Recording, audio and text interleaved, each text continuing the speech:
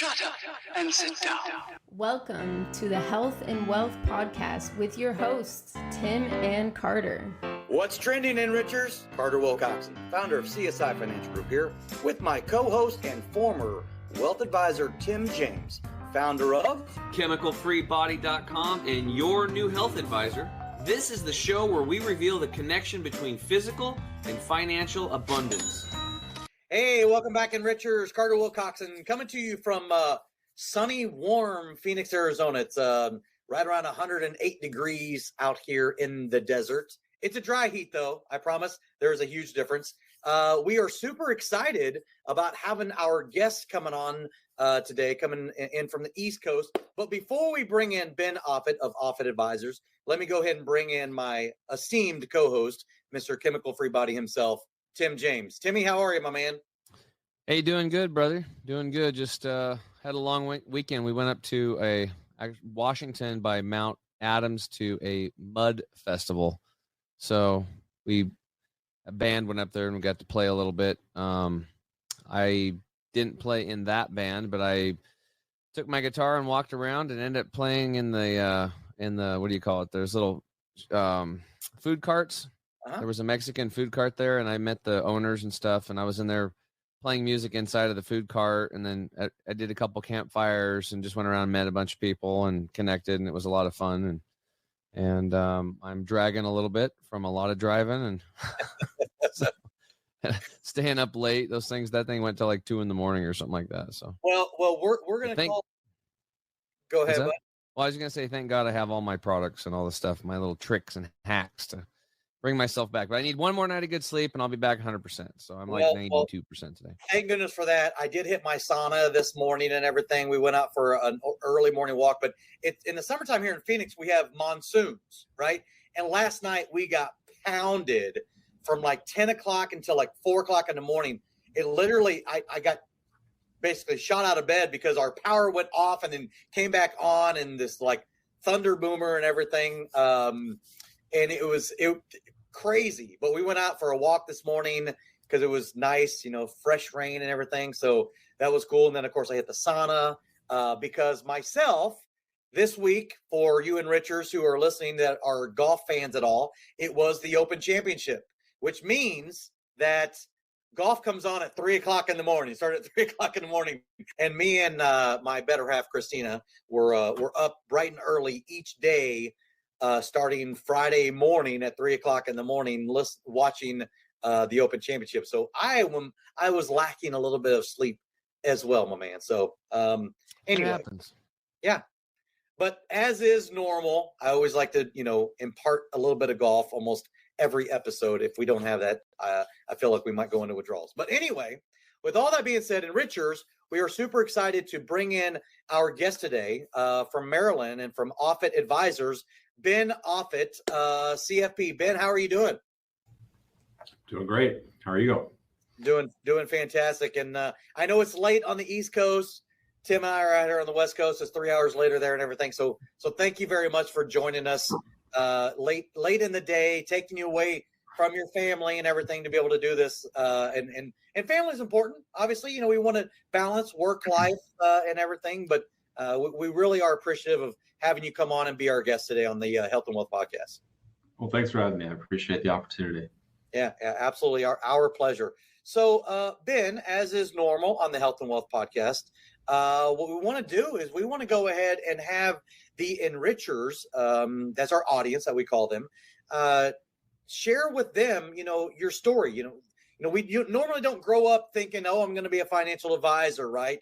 Now, we've had guests that come on that they sort of were in the area for a long time because of their parents or whatever. But let's go back and share with our listenership on what was it that first brought you into this industry of, wanting to be in the financial advisory space and having a heart for helping people.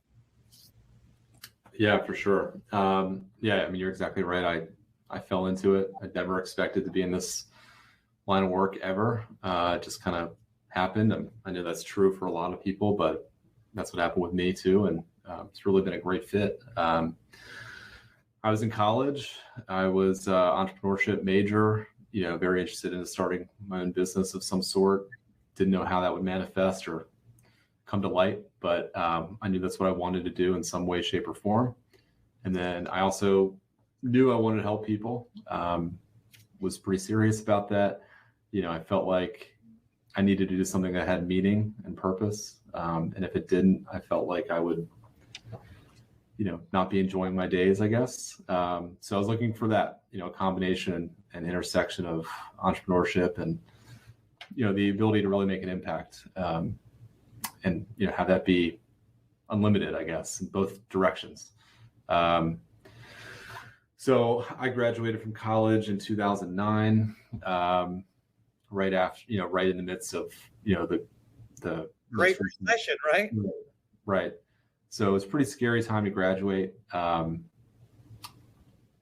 really had no idea what I was going to do. I was looking for those two things, but I didn't know what was going to happen next. My girlfriend at the time, who's now my wife, got a job in Baltimore, which is where I'm from. And when that happened, I felt like that was like a sign from God that I'm supposed to find a job in the area. And, she got a job in my hometown and, stay with her and figure it out. So I was in the business school, University of Maryland, and got a call at like 9:30 in the morning. I was still sleeping, which is, crazy for me now, because now sleeping in for me is like 6:30. But it was, that was early for me at the time. And they were like, "Hey, we saw your resume on the business school database. Want to come in for an interview?" And it was Northwestern Mutual, big life insurance company, financial services company. And I was just like, "Yeah, sure, whatever." And I just, hung up and went back to bed. But then I did some more research into it, and it looked like it could have some of those elements of, helping people, entrepreneurship, not having a limit on my income, earning capability, and my time. And, I went with it, went to the interview, learned more about it, and didn't really have many other opportunities. I liked what I heard. And so I started to go through the motions of it, and I went through with it. And I got to tell you, I mean, my family, was like, "We sent you to college for 4 years for you to come out of school in a commission-based job and sell life insurance." And it's just like, I guess, I mean, that's what's going to happen. I think it's going to work out well. And I was, pretty jazzed about it, and I just went for it. And I think that was like my first taste of just like, whatever rejection I'm going to face or whatever people think, I don't care. I'm just going to go for it and do what I'm going to do. And I went right into it and just, believed in it right away. I drank the Kool-Aid, and I just said, I'm going to do whatever they tell me to do to be successful. Because that's what they told me. They said, if you do what we tell you and follow our playbook, like a franchise, like a McDonald's, you'll make it. And I wanted to make it. I didn't want to fail. And I just did that to a T. I really worked my tail off to follow that playbook, and I did, and it worked. And I stuck around there for 6.5 years. It was a hard decision to leave. And then I left to go more into the independent side, but that's kind of the long-winded story. Wow. No, that's awesome. So, let's go back and get a little bit more personal. Your girlfriend at the time, wife now, congratulations. Thank you. You guys met, and you're both Terrapins. Did I hear that right? Or? Both Terrapins. Yep. And she's definitely the biggest accomplishment in my life. And I mean that sincerely. She's, way out of my league in every way. And, you use a football term, because I saw in your bio you're a Ravens fan, right? Yeah, I'm a big Ravens fan. Coverage on that deal. What's that? You outpunted your coverage on that deal. Yeah, I did. I definitely did. We lived on the same floor freshman year in college, the same dorm room. There was a guy's side and a girl's side, and I met her pretty much the first day of college, and I was like, "Who is that?" I was like, one day she'll be mine, and then it happened. So it was a dream come true for sure. Oh, that is awesome. And then, so you guys been married for how long now then? It'll be 9 years in November. Wow, fantastic. And then how many kids you guys have together? Two boys, 2 young boys. 2 young boys. Well, obviously they got to be fairly young, right? I mean, you just So you met her in 2009. I graduated in 2009. I met her in 2005. Oh, yeah, that's right. So your freshman year, you meet her. Mm-hmm. So all through college, you're dating and everything. No. Nope. Didn't really start dating till like late junior year, early senior year, but had a crush throughout. But you were always working your angles, I'll bet, right? Yeah. Just waiting for my opportunity. Nice. So when you get this opportunity from Northwestern Mutual, then you guys are obviously you're married at the time, right? No. Graduated college, still boyfriend, girlfriend. Didn't get married till I guess like 3 years later. Oh. So yeah. No. 4 years later. Yeah. Okay. Got engaged 3 years later. So how much of an impact or influence did she have on you, or if there was any at all, as far as like going into the financial services business then? Well, I couldn't say that she directed me to get into this line of work. I would say, her getting the job in Baltimore had an impact, because I probably would have figured out a way to follow her. If she had gone somewhere else, like if she had moved to New York or something, I probably would have figured out a way to go to New York as well, or do something, and that could have led me down a totally different path. But, we definitely took different paths. I mean, she took a big corporate finance job, out of college, and with, a good salary starting out, for someone out of college, and, a corporate track, which was definitely the more normal thing to do out of college, I would say, at a business school. What I did, was weird or rare. People were like, what are you doing? You're doing that? And yeah. They're like, you could have done that right out of high school. Why you got to go to college for all that stuff? Right. Yeah, exactly. But, for me, like, I had that entrepreneurial mindset, and I was like, well, this is entrepreneurial, even though it's more of a traditional, service offering. It's the opportunity for me to build and grow something and build a client base and kind of put my hard work into it and my effort. And, that appealed to me. Yeah, that's awesome. So, so you talked a little bit about how it was, 6 years in with Northwestern Mutual. It was a tough decision to leave, but I would venture a guess, as a fellow entrepreneur, that your entrepreneurial spirit kept kicking in for you to really have your own business or practice. Is that fair? Definitely. It was just something in the back of my mind, like an itch I couldn't scratch, and, just something that was a recurring thought in my brain. I could be doing this differently or better, or, doing this way. And, I just felt constrained or confined somewhat. Northwestern was great. Ultimately, I built my foundation there and learned a lot, and made a lot of great relationships, built a lot of great clients. But it was just, the entrepreneurial opportunity to do things even more so, how I wanted to do them or how I felt. And I just felt like I could be a better advisor, honestly, just, being independent, unbiased, not representing a manufacturer of products. I just felt like I could, really truly sit on the same side of the table as the client. And I felt like that was pushing me as well.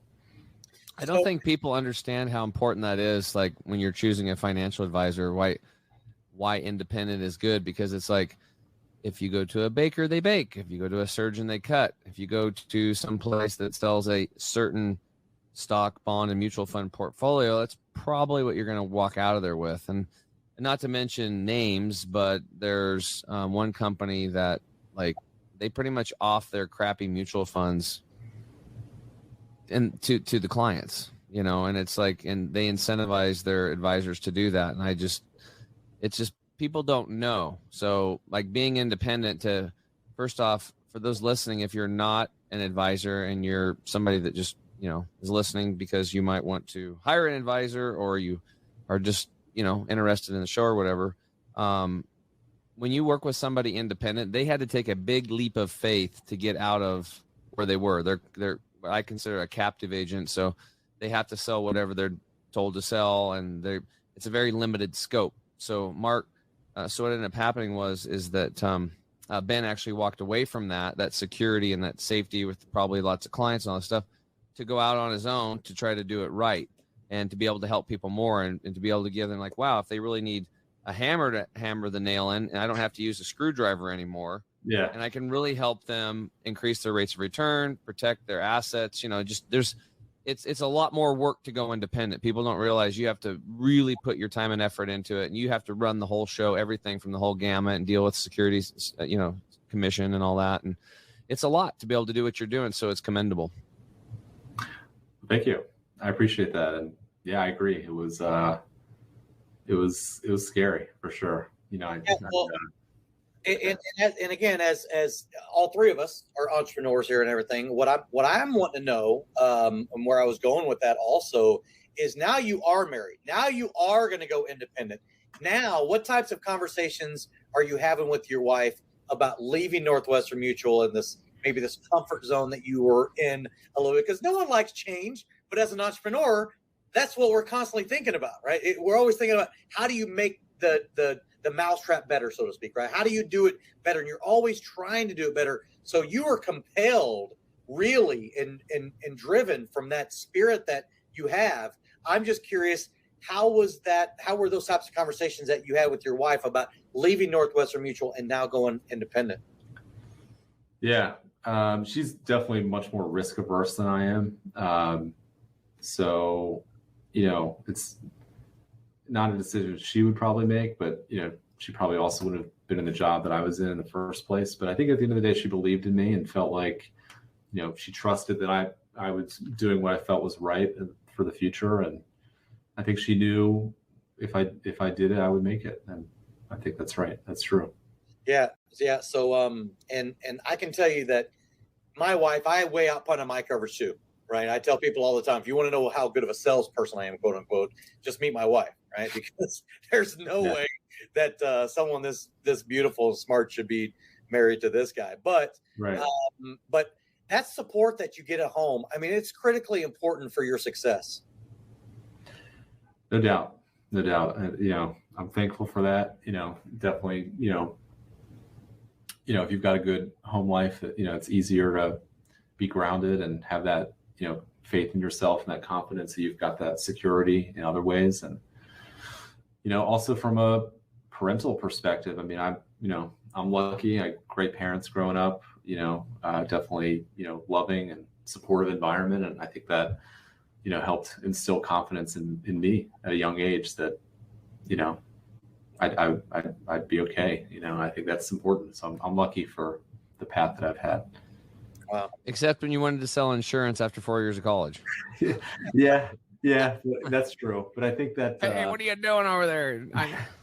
I think that gave me a little bit of a little bit of extra motivation. I think, which was actually good. Prove everybody that you could do it. That's awesome. Yeah. Yes. But you're right. Hey, it all helps. You got the wife at home. You got to take care of that. Kids are coming, all this stuff, and little parental push, and then striving to do it yourself and just be a success. So that's awesome. So yeah. All right, guys, we're gonna take a quick break, and when we get back, we're gonna get into what Ben's doing over there to help people protect and grow their money. We'll be right back. Estate planning. What does that even mean? When the inevitable happens for everyone on this planet, your estate plan kicks into action. But first, let's start with what an estate is. An estate is simply everything you own. Now, here's the issue and what needs to be understood when this event occurs. You only have two choices on this plan. Number one, either you plan how your estate gets handed out and distributed to those you leave behind. Or number two, your state decides who gets everything you own. For the first time ever, you can now take complete and total control of this plan that you've been deprived of for most of your life and generations before you. You can get personalized assistance along the way with a team of specialists whose job it is to make sure you have true peace of mind. It's important to understand that estate planning is a journey, and rest assured that our team will be available to you all along the way and at every step. Welcome to eState Plan, home of the last estate plan you'll ever need. To learn more, make sure to reach out to your local advisor licensed with us or go to our website for more information.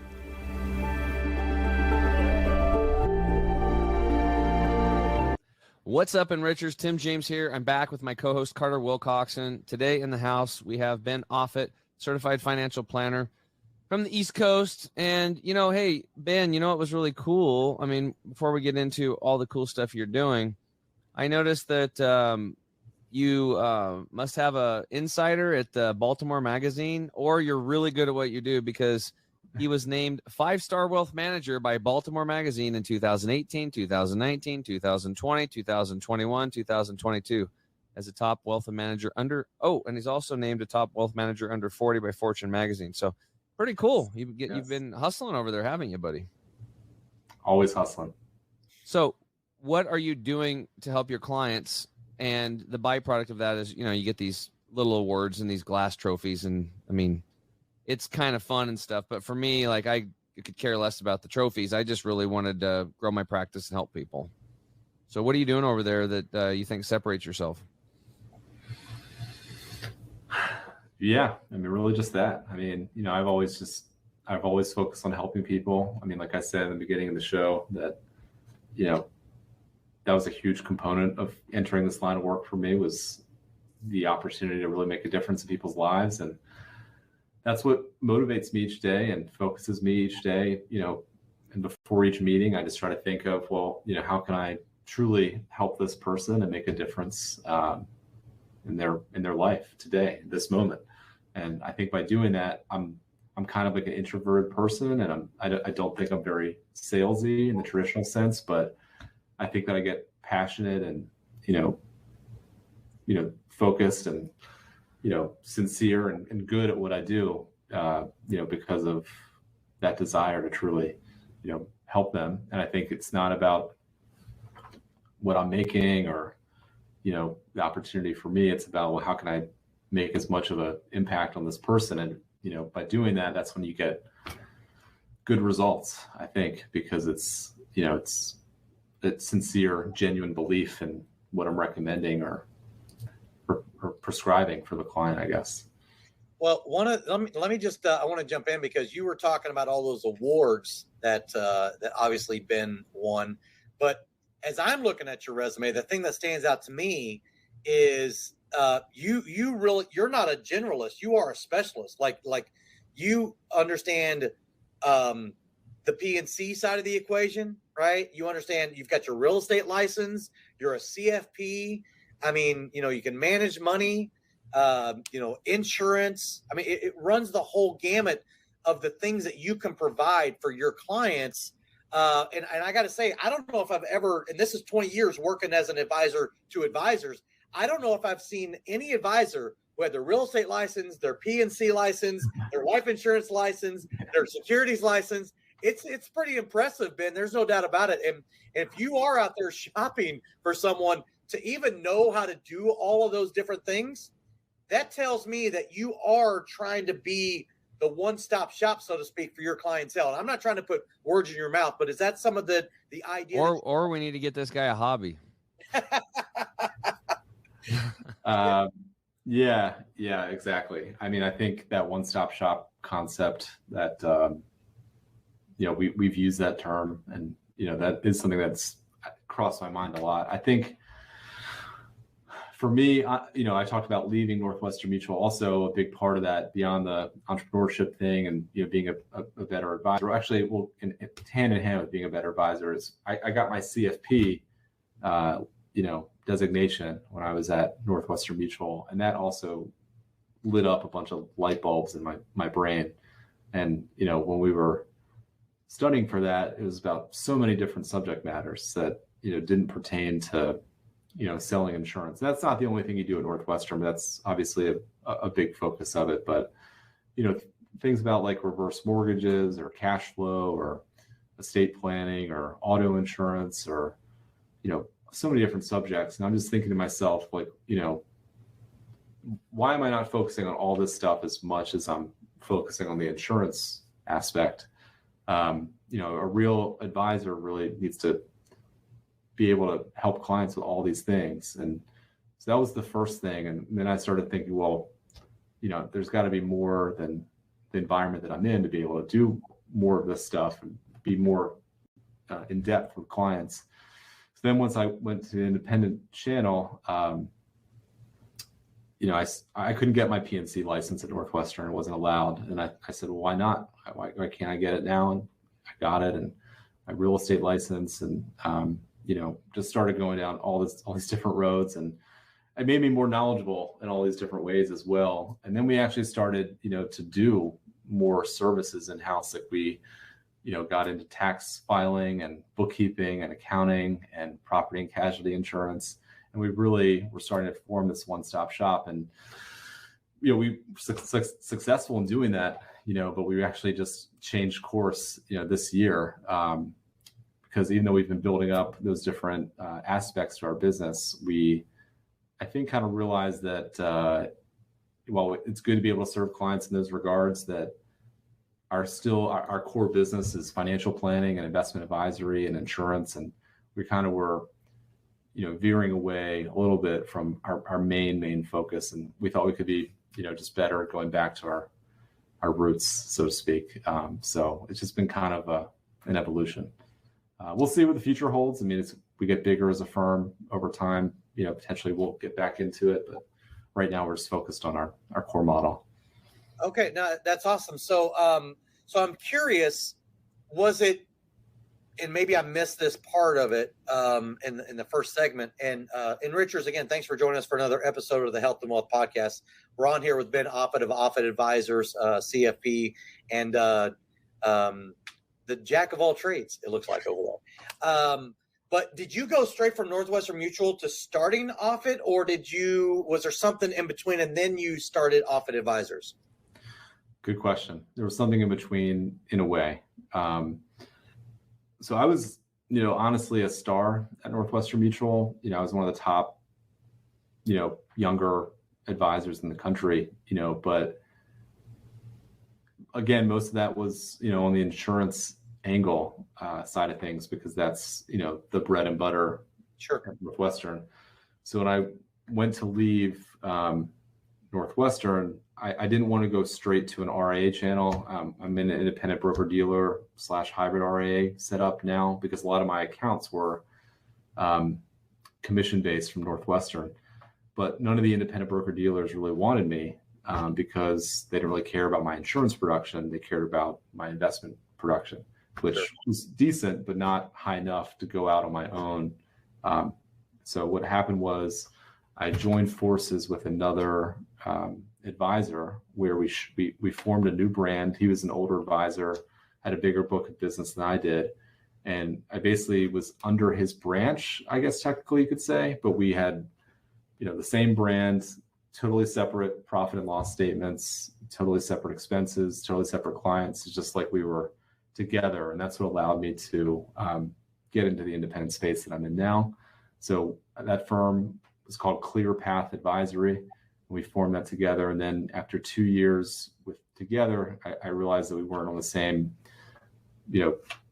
trajectory, I guess you could say, and what we wanted out of the business. And that's when I decided to, just separate and make it Offutt Advisors, if that makes sense.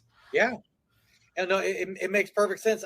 I just had a suspicion that it wasn't straight from Northwestern to Offutt. It felt like there was something, in between. And that was your, again, I would venture a guess that you're like, you weren't philosophically exactly aligned and you're like, I can do it better, right? So you went from Northwestern Mutual and you're like, that was great foundation to learn all these things. Then you get your CFP and you're like, wait a second, there's so many more better things we can do. And then you're like, hey, I met this guy, let's do something. And then you're there for 2 years and you're like, I just have to take the bull by the horns and do it myself. Is that? Yeah, that's exactly right. But, again, the other gentleman I'm still close to, I learned a lot from him as well. He helped me, change into the independent space, which was a huge change. And so, he also came from the insurance world prior, so he kind of knew what that leap was about. So we definitely had some commonalities there, and he was helpful to me. And, I learned a lot, but at the same time, still like at Northwestern, people ask me, well, how long has your practice been around? And, I really look at it like it's been around since day one, 13 years now. It's just been a different locations, right? It's like, it's always been my practice. It's always been my clients, my expenses. Like it's always been, reliant upon what I'm doing each day. It's just had different houses or places where it's lived. Little different branding, right? Yeah. But driving a different vehicle. That's it. Right. You were the centerpiece. Yeah, exactly. So like my clients along the way are like, okay, that's fine. Makes it, as long as you're still there, it, doesn't matter if it's Northwestern or ClearPath or whatever. So it's just been one evolution after the next, and I'm sure there's gonna be many more in the future. It's just embracing change and embracing new opportunities and just getting better along the way as each step as you can. Yeah. So let's talk a little bit about your clientele. I see obviously on your bio, young professionals, entrepreneurs, retirees, and things like that. So what does your clientele from end to end, right? Like demographic wise, are they from, late 20s, early 30s, all the way up to 80s?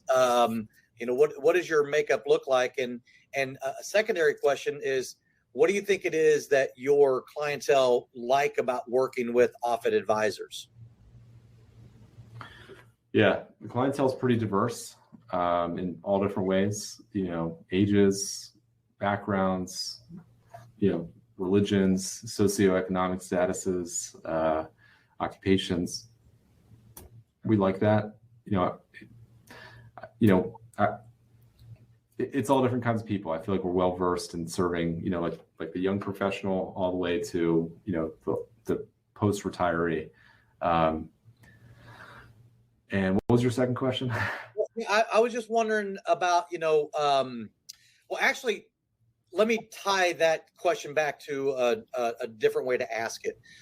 You started Offutt Advisors, you're yourself, but when you look on your website, it looks like you've got a pretty substantial team. Yeah. That's this whole organization. So are they working mainly with Ben Offutt, or are they working with some of your different advisors? How does the makeup, and what do your clients like about working with Offutt? Yeah, so the makeup has continued to change. Yeah, we've added more team members and advisors and staff, and it's certainly grown over time. I mean, for a long time, it really, was just me and, an admin, right? Or an operations person, and then maybe another admin doing something else. But now we really have a team. We take a team approach. So the concept is now that when a client comes in, whether they're working with me or whether they're working with another advisor on our team, that they're getting a common, same financial planning experience and process and philosophy, regardless of who's working with them. And, I do still work with clients, but we also have other advisors on the team, who work with clients too. And I think what they like about it is, we're very honest, transparent, truthful, know our stuff, great service. We're great connectors for business owners. We have a lot of business owner clients. We have a good network of people. So we're always just trying to impact the business owner in other ways beyond just our services, but by introducing them to other resources or, potential clients for them or referral partners for them. I think we just, put the puzzle pieces together and, just try to give them confidence, peace of mind, clarity, just like our tagline says. And I think we know what we're doing and people get good value. Perfect. So are you guys all in like one office location? Because, again, looking on your website, it looks like there's a pretty substantial sized team. And then, so I'm assuming there's one office location. So we have one main office location, which is where I'm at right now. But then we have other like satellite offices where, we might, have client meetings if it's more geographically convenient, or, we might have someone work out of there for the day. But, we do have one main hub in central Maryland between Washington, D.C. and Baltimore. Oh, okay, cool. So over the last 2.5 years, obviously there's been something that's changed this entire plan. And I don't know if you've heard about this or not. But how have things been going as far as client like meetings, whether they're live or whether they're virtual? Has there been a substantial change one way or the other? Yeah. I mean, I'd say before the pandemic, we were probably 75% in person, 25% virtual, and that was probably high at the time. Yeah. And then, during the pandemic, we went 100% virtual, as most people did. And, a lot of financial advisors, including us, really grew during that period. It allowed us to have a lot more meetings without drive time and, shorter meetings. And, it worked out well ultimately for our industry, I think, overall, in our business. And we're thankful for that, because there's a lot of businesses that really were suffering. So we're, thankful that we were able to grow during that period. But now I would say it's, probably closer to 50-50 again, 50% in person, 50% virtual. Nice. Awesome. And then is Offitt Advisors, are you guys on a regular basis looking to bring on new junior advisors for you to train and coach and mentor and things like that? Or is that sort of it just organically kind of happens?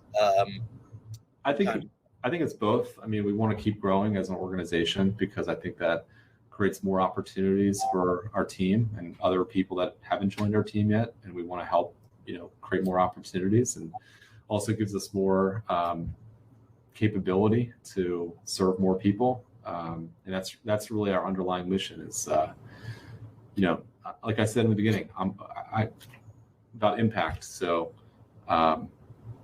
if it's just one solo person, you certainly can have impact, but you can only physically help so many people without overload. You can only help, let's say 150, 200 clients or families. But if you build a team, you build systems and processes and, a team, you can multiply that tenfold, and, you have that much more impact. So that's really what we do. That's awesome. Well, that leaves me with my last question. I know we're coming up on the next commercial break and everything, and we're going to get into the health side of the Health and Wealth podcast. But what is how many households are you guys serving approximately right now then? I would say real households that are,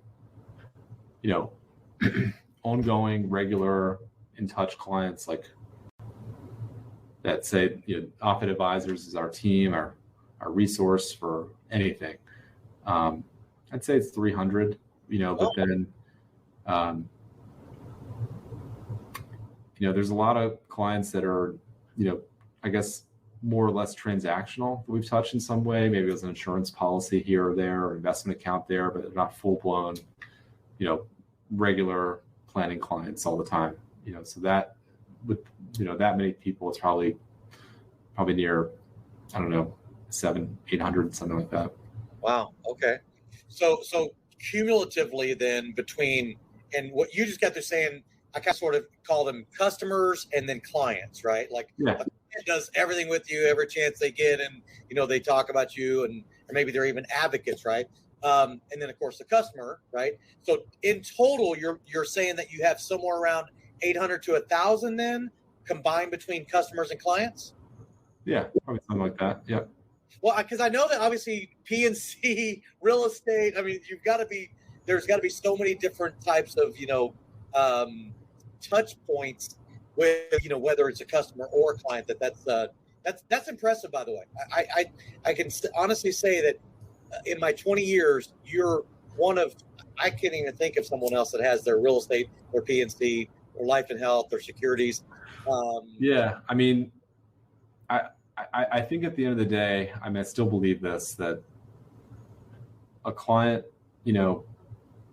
wants to go to one place, one source, one team, and that team can, serve them and in all facets. So now we're still doing tax planning and, P&C. It's just we have partners to do it as opposed to us doing it in-house. So we work with those partners very closely with our clients, but I still think that's what clients really want. They want integration, they want communication, They don't want 5 different, advisors doing 5 different things that aren't working together. That's not one plan. It's really about one plan, and all these products and services, really cross over at the end of the day.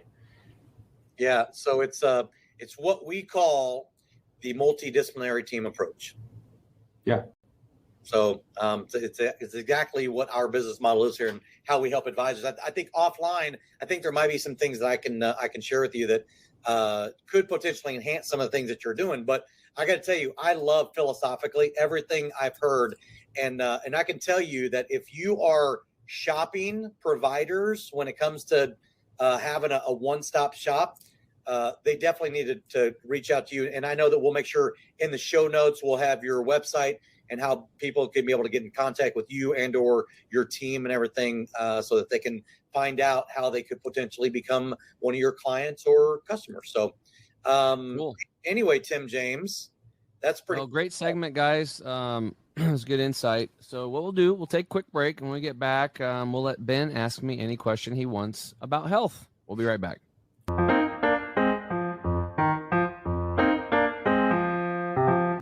You want the absolute best for yourself, and you want it to be easy. That's why we created Green 85. It helps with detoxifying the body gently. We're proud it's chemical-free, unlike almost all other supplements you'll find. Bottom line, Green 85 will get you healthier. We look forward to hearing what Green 85 did for you.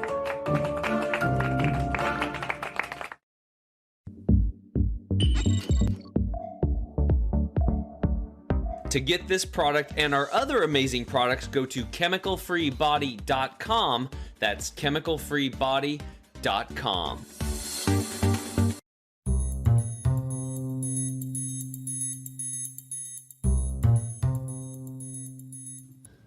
What's up, Enrichers? Tim James here. I'm back with my co-host Carter Wilcoxon. Today in the house, we've got Ben Offit, certified financial planner.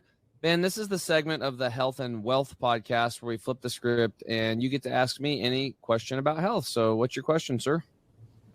Or questions? Yeah. Are you familiar with the TB12 method? The TB12 method. I am not. Tell me about it. Is that the Tom Brady Yes. method? I'm looking it up right now. So, it's basically the Tom Brady method that he, produced a book about, crediting his longevity in NFL and his success in the NFL too. And it involves, adding pliability as a huge part of fitness, which is not just cardio or weightlifting, but it's like elongating and stretching your muscles, exercises, and not using weights as much as using bands. And then, he's like 80% plant-based, I would say, 20%, animal protein. And then, I don't know, just different. He's got some interesting thoughts. I'm just, curious if you had any thoughts about it. Well, yeah, I mean, it's so funny because we're actually going to put together a program, just have a cookie cutter program, because that's what everybody seems to be selling out there. But I'm actually a yin yoga instructor. So what yin yoga is, it's 3 to 10 minute stretching postures. Because what I learned was actually way back in the day, I was going to Hawaii and for a honeymoon with my wife at the time. And I was reading this article from Sports Illustrated. There was this big, huge NFL football player doing yoga with these ladies, which kind of looked funny, especially back then. I still had my redneck man-made ego going. And I was like, reading it, but the NFL football players, if they could get an extra year or two, it could be millions of dollars for them. So they were getting their butts in there because it wasn't like their muscles weren't strong, but it was their ligaments and tendons were causing injuries. So when a baby's born, you can see, they can move their legs all around and they're just all flexible. And then as we age, we stop moving because we're not out in nature like we should be as much. And we get these stupid, desk jobs, and we're not, we get sedentary and we just don't move around. So the fascia, which is actually the largest organ in the body, not the skin. Skin's number 2. The fascia, it's this interconnective tissue, and it's kind of like taffy, and it gets really hard. But if you give it a gentle pull, after about 90 seconds of gently pulling it, it starts to open up. right? And then you're actually lengthening and strengthening that fascia, ligaments, and tendons. So after the 90-second mark is when the benefits actually begin. So the first 90 seconds is just warming up the fascia. Then after that, at least 90 seconds, and go as long as you want, up to 10 minutes or so, you can actually really elongate those muscles. And you start going and turning the tide and going back to where you were as a baby. And you actually become way more injury proof, right? Yeah. And that's his whole philosophy. I think he tore his ACL like in the early 2000s, and he didn't want that to happen again. And so he started figuring, like, how can I get tackled or, roughed up without as much likelihood of getting hurt? Yeah. So he could stay on About the field. 2.5 years ago, I actually interviewed Dr. John Jaquish, who has a band system, and he claimed that it would triple muscle growth without injury and soreness. And so I looked into it, and there were some Harvard studies where they actually took the weight stacks and the universal machines with the dips and the pull-ups and all that stuff. And on one machine, they wrapped these elastic bands or around the weights themselves. And the other ones, they didn't. And the Harvard study showed the people that had the bands wrapped around the weights as well tripled the muscle growth. Well, what they found out is that, like, when you you're running or pushing or doing whatever, it's that last 5 to 7% of movement is where most of your power comes from and your strength. So when you have an elastic band and you're down here, let's say doing bench press, there's like hardly any resistance at all. Whereas if you had 200 pounds of, on a bar with some weight stacked on there, it would be like exposing your rotator cuff. This is where a lot of injuries come in. Guys get chest tears and stuff like that. And then you got to push it up. It's 200 pounds all the way through. Whereas the band, it starts out with 0 and it incrementally goes up. But that last 5 to 7%, you could be at 250, 300 pounds. And then it goes back down to nothing. So what ends up happening is that with this growth curve, and what Dr. Jaquish found out was, you do one set, but at least 15 reps, but to failure. So you have to go to failure, complete muscle exhaustion, but one set. That's it. You don't do a second or third. And you're going to get maximum growth with your muscle, and you won't get the soreness because it's the second and third sets that you're depleting essential nutrients out of the muscles, like glycogen as an example, right? So that's where the soreness comes in. So what I found out was like, okay, I'll try this. And I really wasn't paying attention 100%.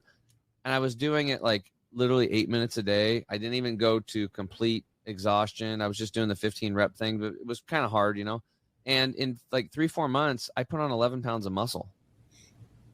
And I was like working out like 8 minutes a day, 6 days a week, and no injuries, no soreness. So it gave me more time to do the stretching, right? Because I was really into yoga. And especially if you drive to a yoga studio and drive back and you do an hour to an hour and a half, that's a big time commitment. But it's a huge investment in your longevity and your health because you're staying like a young kid. You're staying very pliable.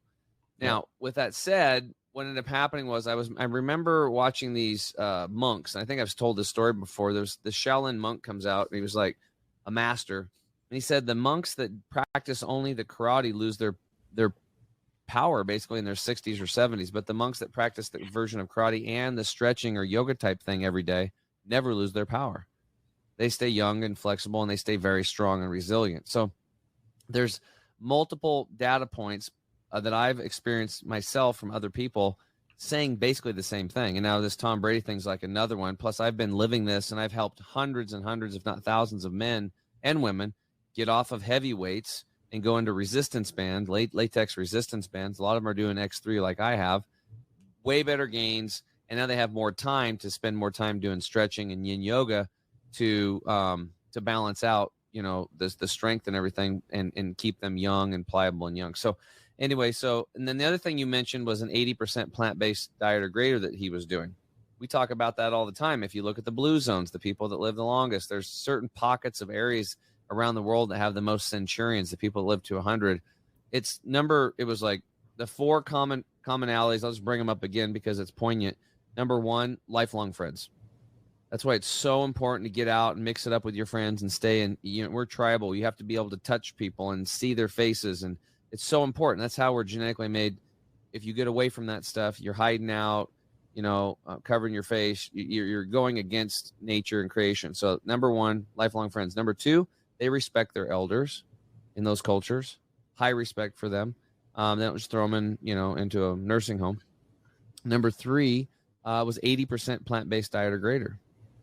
So there it is. So, and the key here is I tell people, like, look, just fresher foods and eat a lot of plants and move up the ladder until you find a balance that works best for you. Now, you might end up being, at least got to get at least 50%, but maybe it's 80% or 100. It just depends. Whatever makes you feel better, do that. So everything he's talking about is definitely stuff that we've been teaching and preaching over here. I've been living it, my lifestyle now for 12 years.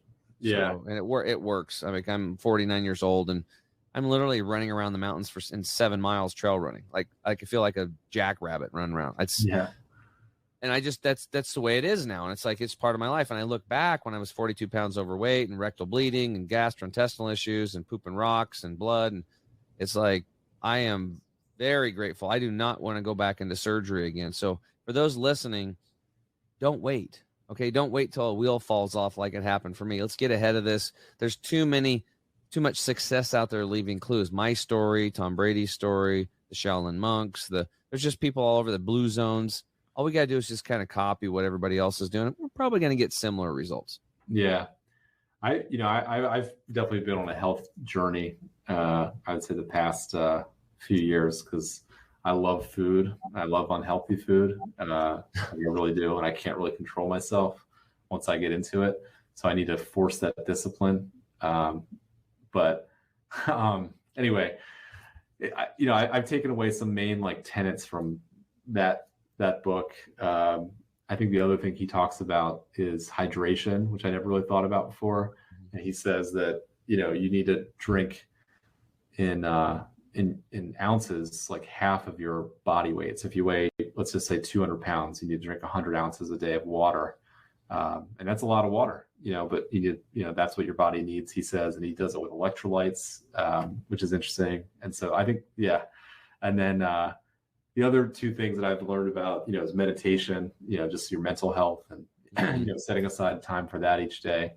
And then the other thing I learned about, which I'm just curious your take on these things too, is I did this thing with a nutritionist where they took like a blood chemistry profile, and then they looked at my blood and said, these are like the vitamins or things that are like missing from your blood, or that could be better, I guess. Deficient. So now I'm taking zinc and vitamin K and vitamin D and all this stuff, so I'm interested in your take on on those things I just mentioned. Absolutely. Well, if we were eating like wild creatures and we were out there getting our 300 plus different varieties of food sources, which is not happening nowadays, we're getting about 52 and a lot of them are processed. I mean, think about the average person's consuming the same 14 meals over and over and over and over and over again. What are we going to get tonight? Oh, it's lasagna. Oh, it's pizza. It's stroganoff or whatever. So it's kind of the same thing. Hamburgers, hot dogs, salads, I guess, are in there. But as far as the blood profiling goes, we have to be very careful with that today, because depending on the test that you did, I can't remember exactly which one it was, but I think it was vitamin D they were looking for. And almost everybody is that takes that test. It's a medical test, literally, you're going to be vitamin D deficient. Right. And the reason why is not because 70% of us are, it's because they're looking for the synthetic version of vitamin D. That's how weird and corrupt it is. So of course you're going to be deficient. So then they send you down to sell you the synthetic version of vitamin D, which is a shadow of an offshoot of reality in the real world. So you want naturally occurring vitamin D, right? So we have a product called V-Stack, and it has vitamin A in it, vitamin D3, and that's from lichen, which is the, best source. And the vitamin C is actually from camu berry. And the zinc that we have is actually chelated. So it's not like just a rock mineral. It's more assimilable by the body. So it's stuff like that. The supplement industry is really corrupted. Or they just are very uneducated, because I've met plenty of supplement company owners that have good hearts, good intentions, but they just don't have a clue about formulation. And even if they do have a clue about formulation, when they send it off to the manufacturing labs, they're putting things in you might want to check these out, man. Look for these things in your supplements. If you see magnesium stearate or silicon dioxide or dicalcium phosphate, then you're basically putting cat poop in a brownie recipe. It doesn't matter how good your brownies are or these supplements, you're putting toxins in them. So if you go to our website at chemicalfreebody.com and look at almost any of our labels, you'll see in big red, right by other ingredients in red, no magnesium stearate, no silicon dioxide, no dicalcium phosphate, because we're trying to educate people to stop eating that stuff, right? It doesn't matter how good a formula is. It's like, why would you do that? Like, there's no way. Like, if, I was drinking a glass of water and it had a drop of gasoline in it versus the one that was just pure water, which one are you going to eat? You're going to drink the one with no gasoline in it. So why would we take supplements with a level 3 toxin on the EPA's toxin list? Just, it's okay, but it's a little bit.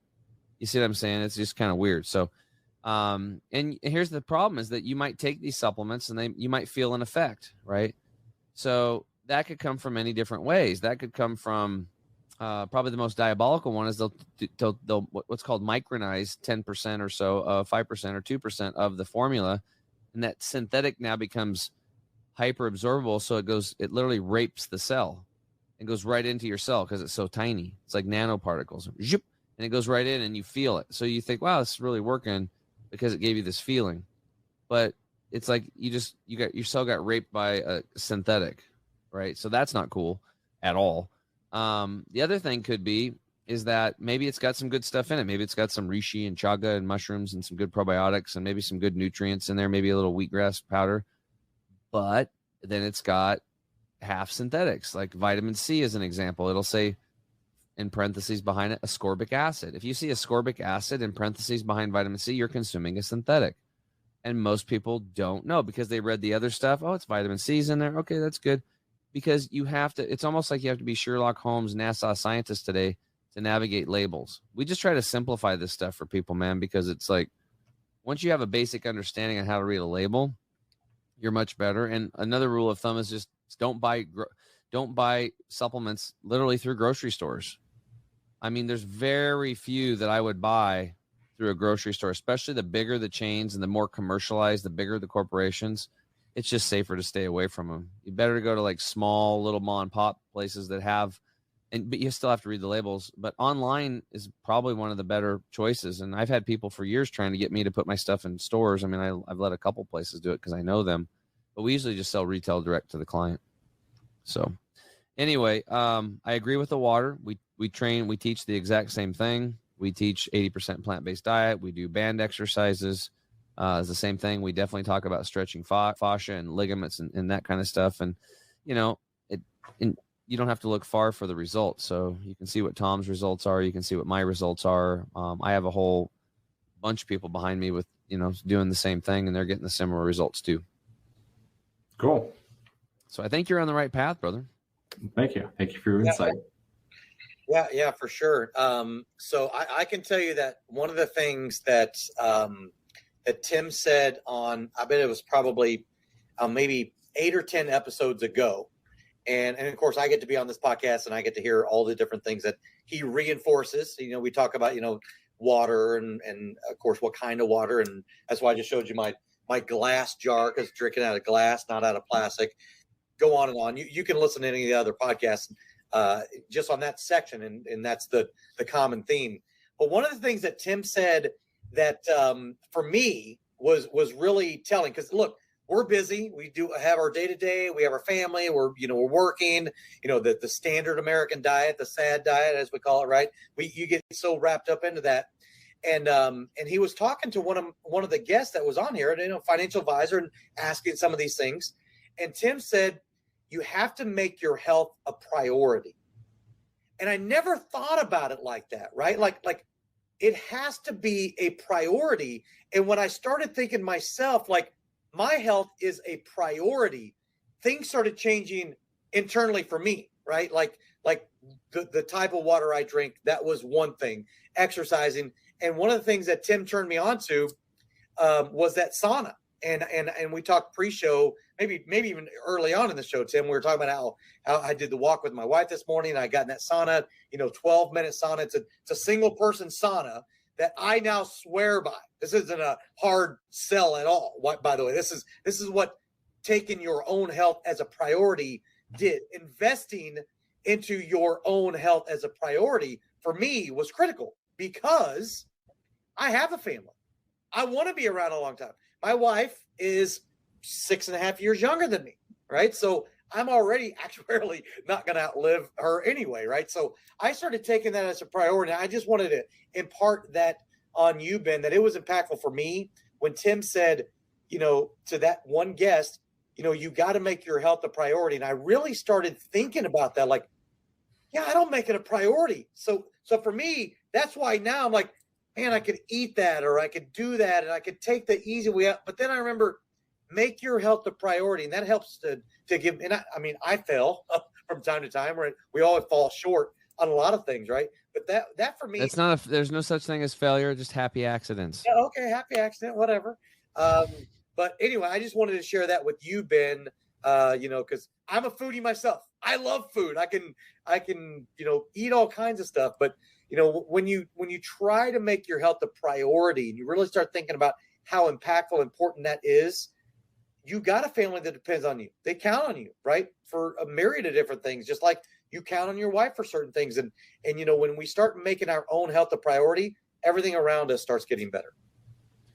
Yeah, something else I wanted to share. Ben, you mentioned that I get it. Like you like junk, crappy foods, and you just go off the Richter and just like Garfield, right? Eat them all. The reason why that's happening, there's multiple factors there.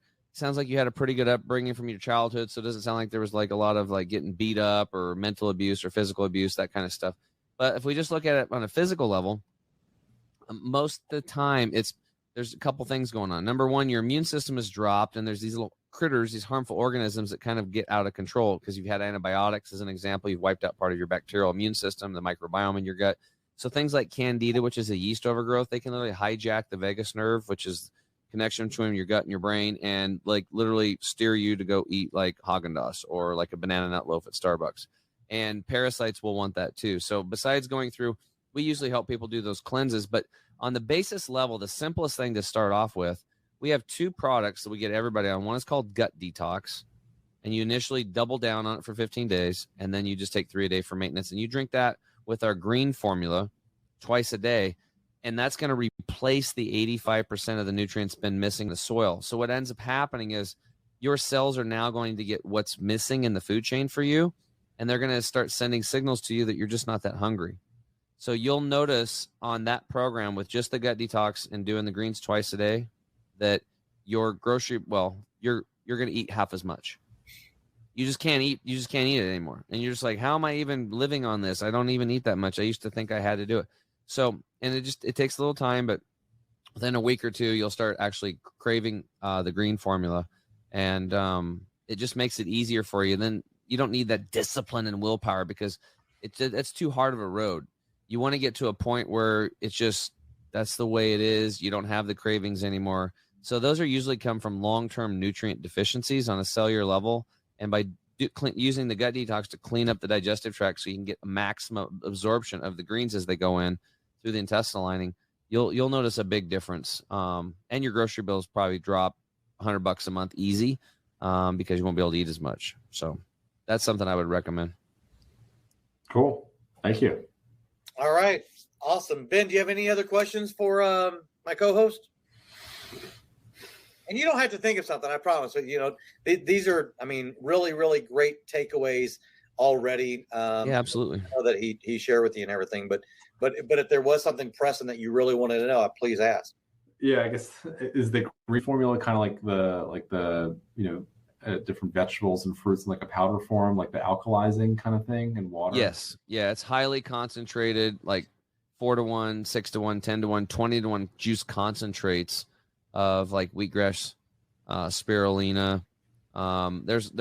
We even have dandelion leaf in there, which is a top 10 adaptogenic herb, and acai berry, just a whole bunch of stuff. There's actually vitamin D3 we added during the whole COVID thing, just because I knew people were deficient. But it's really hard because when you do those high concentrations on greens, usually it tastes like pond scum. It just doesn't taste that great. Right. And we used to sell it straight up, but we found a way to put a little raspberry and monk fruit in there to kind of blend it. So now it's just kind of like a light green tea. Most people have no problem with that. And if you are adverse to the taste, your cells still need it. And if you don't like the taste, then your body really, really needs it. That's a really big sign that you do need it.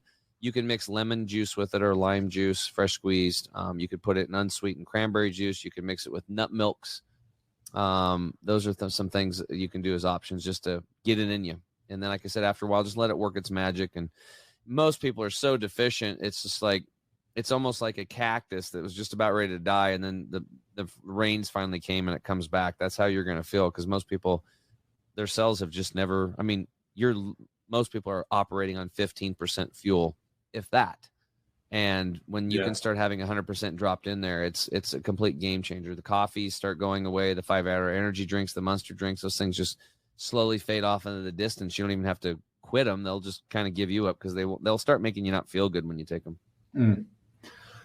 Yeah, very interesting. I guess real quick, do you think people shouldn't drink coffee or caffeine? And also, I know there's just been like this revolution and like, it seems like at least in like, marijuana and the future of like mushrooms being used now. I'm just curious if you have any thoughts on that in the future, Sure. using that. Well, as far as coffee goes, most of the coffee out there is full of mold. So people are just drinking this moldy substance. And we've been working hard for 12 years over here to help people get mold out of themselves. So if they were going to do coffee, there's a company called Life Boost, and they do shade grown coffee, which coffee is supposed to be grown in the shade. But what they do is they harvest it, or they whack down all the forests over there, and they just start growing coffee beans out in the sunshine. And for some reason, that's causes mold. That one guy, I can't remember his name, Dave Asprey, built a whole company around that, selling coffee for 4 or 5 times as much as regular coffee, just because he was educating people that, hey, you're drinking mold, right? So you probably don't want to do that. So if you're going to do coffee, I would say go to a shade grown coffee that's more alkalizing, and it's not processed with chemicals as well. And drink your greens first in the morning, and then drink your acidic or less acidic coffee. Because the first thing after a night's sleep, you just don't want to throw acid into your body. You want to throw some water, should be number one, and then alkalizing greens, and then maybe have a little bit of coffee, and just kind of let it go that way. Now, as far as the marijuana stuff goes, you're talking about THC. I think that's actually a problem because through hybridization, it's so far concentrated. I mean, like you could take a puff of a joint today and be blasted off into space because it's like 28% THC, right? Now, there are certain circumstances where, like Rick Simpson oils, that could be helpful, where it's in a tar oil form to help people with cancer, and there's benefits there. But CBDs from the hemp plant is very powerful stuff. But you have to find good quality. Just buying CBD because it says CBD on it's probably marketing. So again, you're probably less than 5% of the companies out there that I would actually put in my body. But there's huge benefits. We have these endocannabinoid receptors throughout our body, lots of them. So we're literally designed for it. And we've seen people heal up from major injuries in a third of the time, like broken hands and arms. We've seen people with torn Achilles, stuff like that. And people literally heal up in a third of the time if they're doing a really high quality CBD, along with, eating better. And we usually have them taking our other products too to clean them up and stuff. But, and then as far as mushrooms goes, man, major kick-assness with these mushrooms. Like there's people that are microdosing. There's people that are, we have a product called Multi-Shroom that has like chaga, reishi, lion's mane, maitake, shiitake, and a full complete fulvic humic acid. So it's like multi-mineral formula all in one. And I built that one for me to have a different build for a path of immunity. I wanted to be able to boost my immune system with mushrooms. But what we found out is besides doing that, it works great for people with anxiety and depression. And the most common thing that we get back from that is it gives me a wave of calmness. When people take it, they just feel calmer. They feel more connected. And it really helps people with anxiety and depression, which was a major issue. Depression is like the number one selling pharmaceutical drug. So huge market out there for people. Shrooms are great. I still think people should eat them. It's a whole big discussion, but yeah, there's definitely, it's an emerging field, but it's going to be slow walk through, mainstream, clinical trials and all that stuff. So while everybody's waiting around for those clinical trials, if you would like to get ahead of the curve and be eating them and using them medicinally, like people have been using for thousands and thousands of years, you can just, meet somebody like myself or somebody who's doing it and just, again, copy and see how it works for you. And if you feel good, keep doing it. If you don't, then don't, but definitely mushrooms are a powerhouse out there, man. There's actually a movie called Fantastic Fungi. Yeah. By Paul Stamets. Have you seen that? Okay. Mhm. Yeah, that's a really good one. I need to get him on my show. He's a cool dude. He took it and ran with it, obviously, in a big way. So yeah, mushrooms are huge, and we've seen tremendous benefits for the people that are taking our multi-shroom product. Cool. Well, thank you for your insight. Yeah, man. Well, thanks for coming on today and sharing. Appreciate you. All right. Yeah. Thanks for having me, guys. Yeah, for sure. And by the way, there's plenty more where this came from, and I will make sure that in a separate email or whatever, I'll send you some information on all of our guests. We do a discount for them if they ever shop on Chemical Free Body and everything, and you just use the code Enrichers or Enricher, I think it plural or not, that you'll get a discount on that. But I'll send you some information on that on the side. But anyway, hey, Enrichers, speaking of you, thank you so much again for joining us for another episode of the Health and Wealth Podcast. And to be able to see all of our other guests and wonderful guests like Ben Offit, CFP of Offit Advisors, we'll make sure that all of his how to get in contact with him will be in the show notes and everything. You can check out his website and all of the ways to be able to get in contact with Offit Advisors.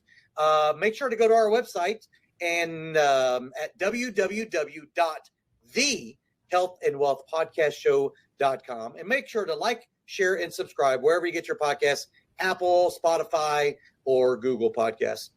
So for my fantastic co-host, Mr. Chemical Free Body himself, Tim James, always sharing and enlightening us on all things health. I am the CEO and founder of CSI Financial Group. Wishing you all a fantastic and wonderful rest of your day. Ben, thank you again so much for coming on the show. You were a great guest, and thank you for sharing with our enrichers your backstory and what you're doing over there at Offit Advisors. Thank you, guys. Appreciate the opportunity. Absolutely. So, enrichers, until next time, make sure you live that life of abundancy, and we will see you on the Health and Wealth Podcast. Thank you, everybody. Hey, enrichers. Thanks for tuning in to another episode of the Health and Wealth Podcast. I'm your host, Carter Wilcoxon. And I'm your host, Tim James. And by God, we are committed to helping you guys have fat wallets, flat bellies. So tune in again for another episode, and make sure to like, share, and drink a lot of water. Or beer. You have just listened to the Health and Wealth Podcast with Carter and Tim.